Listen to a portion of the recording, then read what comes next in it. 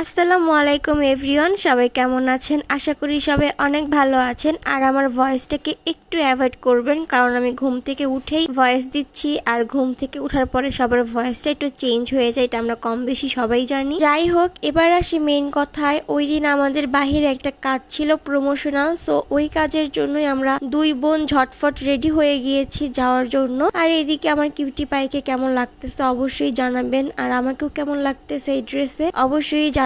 আজকে আমরা রেড এবং ব্ল্যাক কুইন হয়ে গেছি দুইজনেই। আয়েশা আমাকে ভিডিও করে দিচ্ছিল আর বলতেছিল তুমি একটু ঘুরতে যাই। আমি সোফার সঙ্গে একটা ধাক্কা খাইছি, এক ধাক্কায় আমরা চলে আসছি রেস্টুরেন্টে। আর আজকের দিনটা একেবারে বাজে ছিল। আমরা যখন বাসা থেকে বের হইছি, অর্ধেক রাস্তায় চলে আসার পরে প্রচন্ড পরিমাণে বৃষ্টি পড়তেছিল। বৃষ্টিতে পুরাই আমরা দুজন ভিজে গেছিলাম। দেন অনেকক্ষণ দাঁড়াইছিলাম, কোনো রিক্সা টিক্সা কিচ্ছু পাচ্ছিলাম না। তারপরে অনেক কষ্টে একটা রিক্সা ম্যানেজ করে তারপর রিক্সায় করে এখানে আসছি। আসার পরে আমার প্রমোশনাল কাজটা শেষ করে দিন আমরা খাওয়ার জন্য রেস্টুরেন্টে ঢুকলাম। আর রেস্টুরেন্টে ঢুকে আমার মনটা অনেক ভালো হয়ে গেছে, কারণ কোনো মানুষই ছিল না এই বৃষ্টির জন্য। একটা মানুষও আসে নাই, শুধুমাত্র আমরাই ছিলাম। আর আমার বেশি ক্রাউড পছন্দ না, আমি একেবারে ক্রাউডের মধ্যে যাই না, সো আমার জন্য অনেক বেশি প্লাস পয়েন্ট হয়েছে। আমরা রেস্টুরেন্টে গিয়েই সর্বপ্রথম আগে খাবারটা অর্ডার করে দিয়েছিলাম, কারণ খাবার আসতে অনেক লেট হবে, এটা আমাদের আগেই বলে দিয়েছিল। আর ভাবতেছিলাম যে খাবার যতক্ষণ না আসে আমরা কি করব।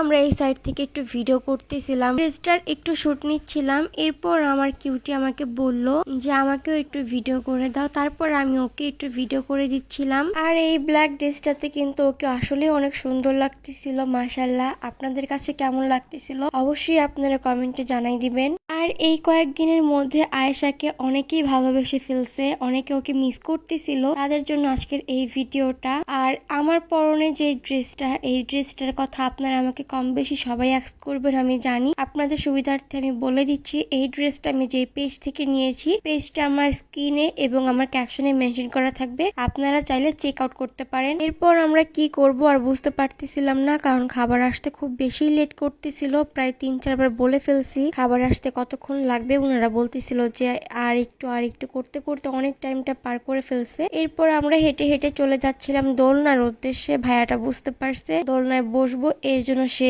জিনিসটা উঠাই নিল, ওইটা কি ছিল জানি না। এরপর আমি দোলনায় উঠে বসলাম আর একা একা ধাক্কা দেওয়া ট্রাই করতেছিলাম। পরে আমি আয়েশাকে বলতেছিলাম যে এখন আমাকে কে ধাক্কা দিয়ে দিবে বললো, আমি একা একা কিভাবে দোল খাবো। তারপরে ও আয়েশা আমাকে একটু ধাক্কা দিয়ে দিল, পরে আমি দোল খাইতেছিলাম। পরে বললাম যে ঠিক আছে যাও এখন তুমি। আর এই দেখেন আমি কত সুন্দর করে দোল খাচ্ছিলাম, আর ও আমাকে ভিডিও করে দিচ্ছিল। আমরা দুইজন একসঙ্গে থাকলে সবসময় ভালো একটা টাইম স্পেন্ড করি আর খুবই বেশি মজা করি আমরা। ও যে আমার ছোট, এইটা আমরা একসঙ্গে থাকলে কেউ বলবেই না যে আমাদের মধ্যে ছোট বড় বলে কিছু আছে। আমরা একেবারে ফ্রেন্ডের মতো মিশা থাকি সবসময়, অনেক বেশি খুনসুটি করি। অনেকে আমার ভিডিও দেখে ভাবেন যে ও হয়তো আমার ফ্রেন্ড, আসলে ও আমার ফ্রেন্ড না, ও আমার এলাকার ছোট বোন। এটা আমি অনেকবারই বলছি, তারপরে অনেকে যারা নতুন নতুন ভিডিও দেখে হয়তো বা তারা জানে না। আজকে আমি আপনাদের সঙ্গে ক্লিয়ার করে দিলাম বিষয়টা। আর আমি এখান দিয়ে ঘুরে ঘুরে পুরো রেস্টুরেন্টটা দেখানোর ট্রাই করতেছিলাম। পুরো রেস্টুরেন্ট একেবারে ফাঁকা ছিল,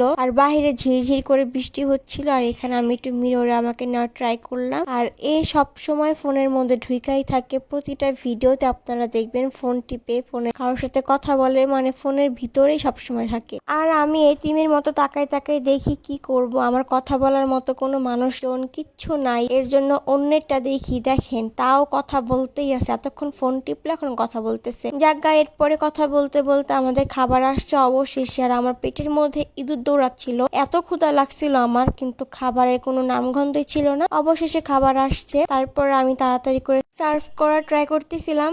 আর এই খাবারটা একেবারে জঘন্য ছিল, পিৎজা কোনো টেস্টই ছিল না, আমার কাছে একদমই ভাল লাগে নাই। আর এইটা নিয়েছিলাম আমি হচ্ছে আয়েশার বুদ্ধিতে, ওকে আমি জিজ্ঞেস করছিলাম কোনটা খাবা, দেন আমাকে বলছে এইটা। আর এটা কি পিৎজা ছিল আমার মনেই নাই, হয়তো আমি নামটা বলতাম। পরে খায়া দেখি যে একটুও মজা না, শুধু শুধু নেওয়া হয়েছিল। আর আজকের ভিডিওটি আপনাদের কাছে কেমন লাগলো অবশ্যই জানাবেন। আর যারা আমার ভিডিওটি দেখছেন সবাই আমার ভিডিওটি লাইক, ফলো এবং শেয়ার করে দিবেন। আর এইদিকে আমাদের খাওয়া দাওয়া শেষ, আমরা রেডি হয়ে গিয়েছি বাসায় যাওয়ার উদ্দেশ্যে। আজকের ভিডিও এই পর্যন্তই, আল্লাহ হাফেজ।